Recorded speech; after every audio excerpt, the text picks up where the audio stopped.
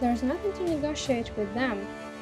Therefore, only economic sanctions against Rosatom, all its divisions, officials, and absolutely all employees will be effective. Бо я хотів би підкреслити, що ці об'єкти є надзвичайно важливими, критично важливими для енергозабезпечення всієї країни, тому що разом їх загальна потужність складає близько 9 гігаватт, що приблизно дорівнює енергозабезпеченню середньоєвропейської країни.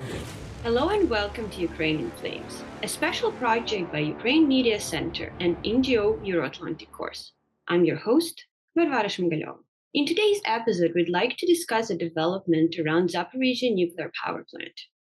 Since the start of large-scale invasion of Russia on sovereign territories of Ukraine, Russians showed the world all kinds of atrocities, including multiple terrorist acts, ignoring all the rules of modern warfare, and even genocide.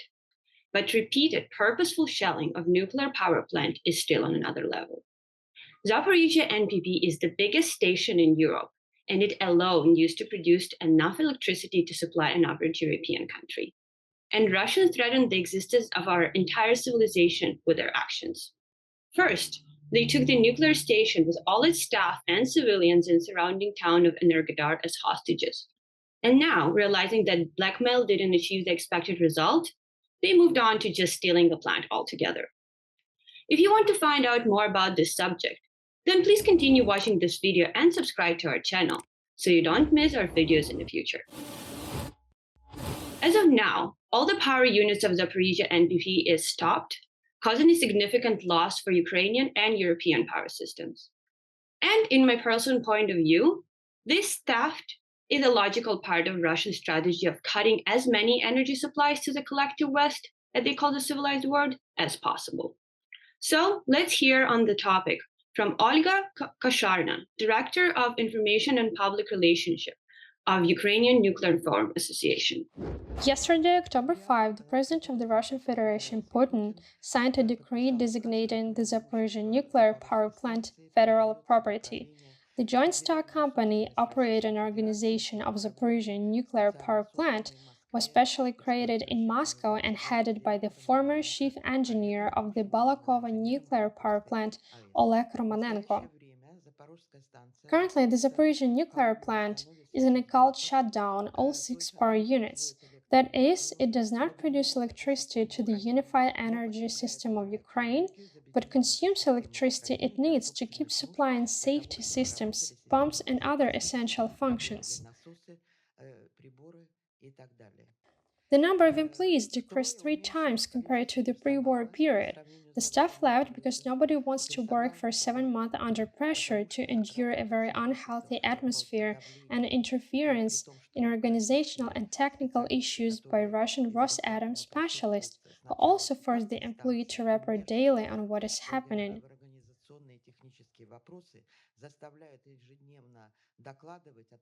Russia will not voluntarily withdraw its armed forces from Energodar.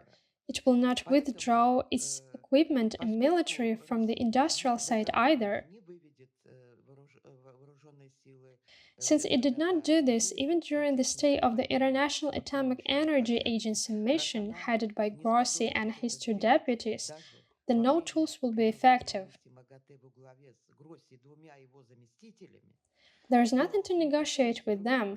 Therefore, only economic sanctions against Rosatom, all its divisions, officials, and absolutely all employees will be effective.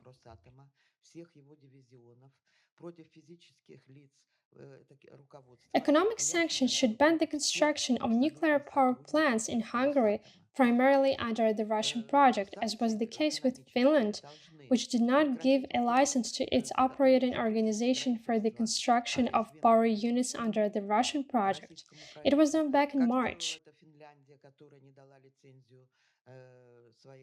своей эксплуатирующей организации на строительство энергоблоков по российскому проекту. Она это сделала еще в марте. To slow down the issuance of all similar licenses for the construction in Egypt and, if possible, in Turkey, India, Bangladesh, Myanmar, etc. There is another paradox here. Since it was the first time in the history when this happened, Russia had estimated the cost of registration documents at only 2 billion rubles. In fact, the real cost is about $24 billion for 6 power units. And that is not about the prices for the construction of a new unit, but taken into account depreciation. Now, the construction of a new power unit with a capacity of 1,000 megawatts costs about $5 billion. That is, we speak about 2.53, but still a lot of money. Besides, there is a dry storage facility for spent fuel at the Zaporizhzhia site, which is subject to IAEA safeguards just like fresh nuclear fuel. Moreover, the fuel was produced by an American manufacturer with modern technology. Dry storage is also based on American technology. Therefore, the access of Russian personnel to documents is a violation of the US law, because the US government shall give permission for access to such technical documents that reveal the features of technologies.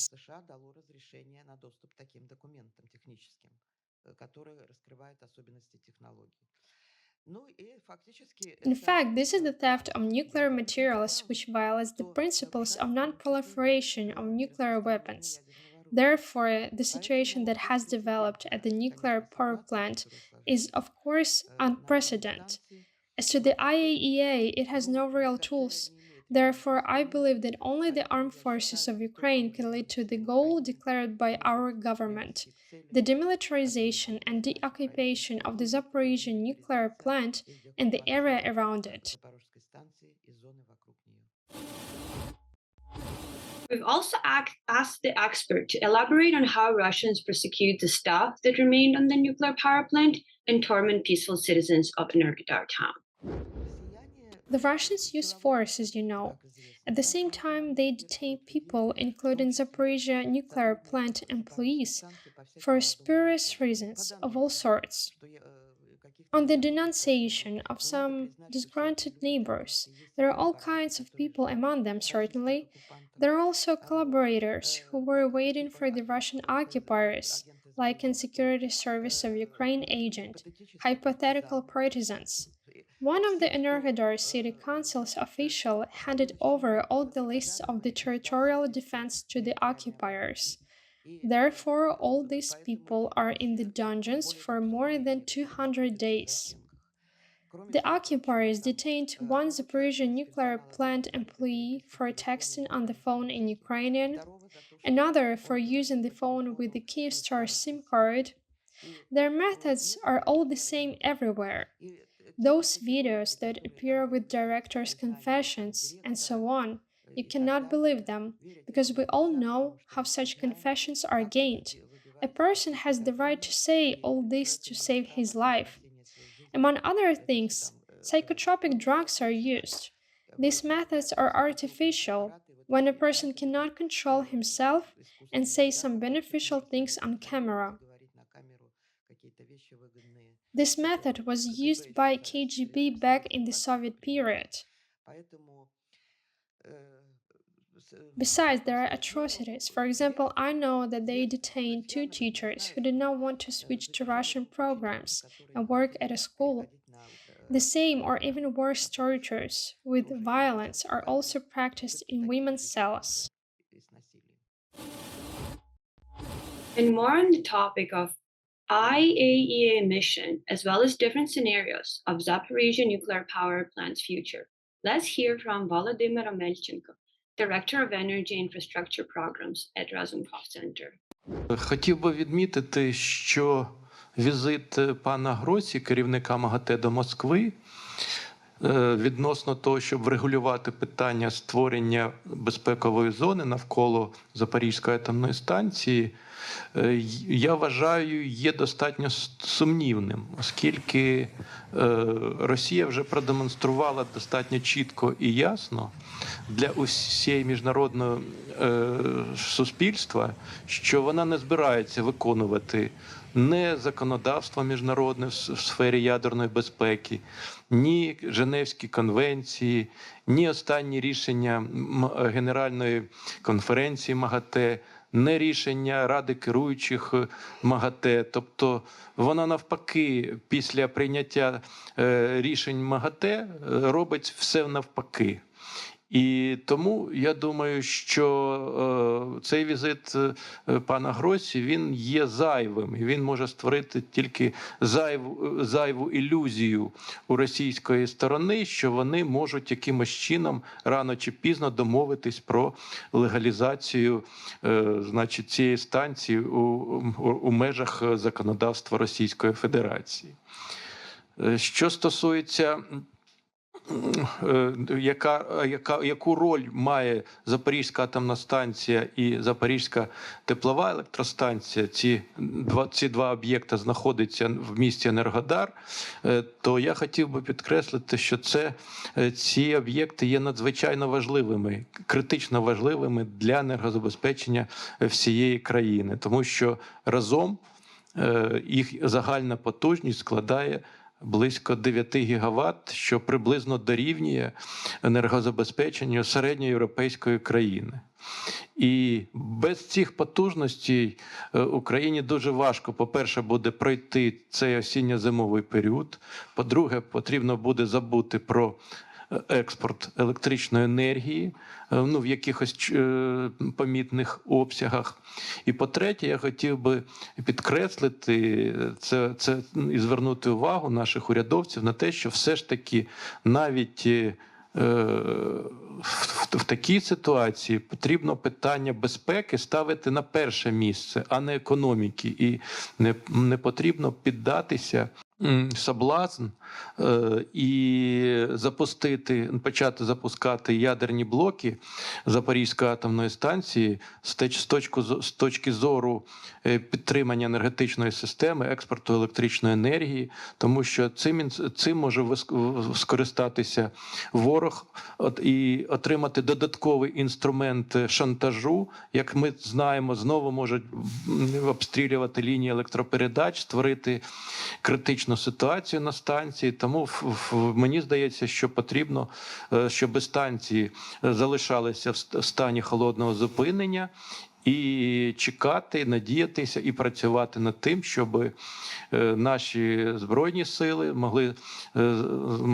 могли, так сказати, дійсно створити справжню зону безпеки, в якій би ця станція звільнити в першу чергу від окупантів-терористів і передати станцію до рук законних господарів. Це держави України. Я вважаю, що це єдиний спосіб на сьогодні створення зони безпеки атомної станції, тому що ніякими заявами, ніякими законами це створити не можна. Це ми бачимо очевидно, як Росія до цього відноситься.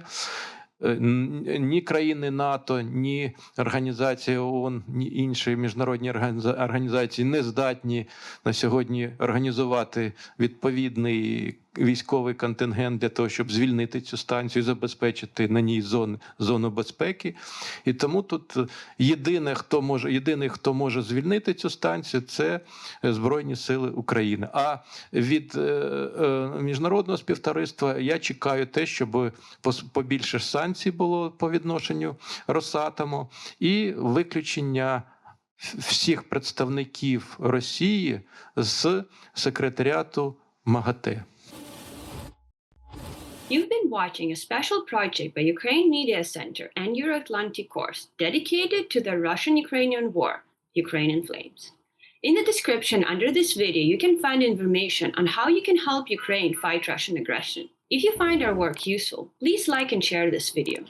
Glory to Ukraine.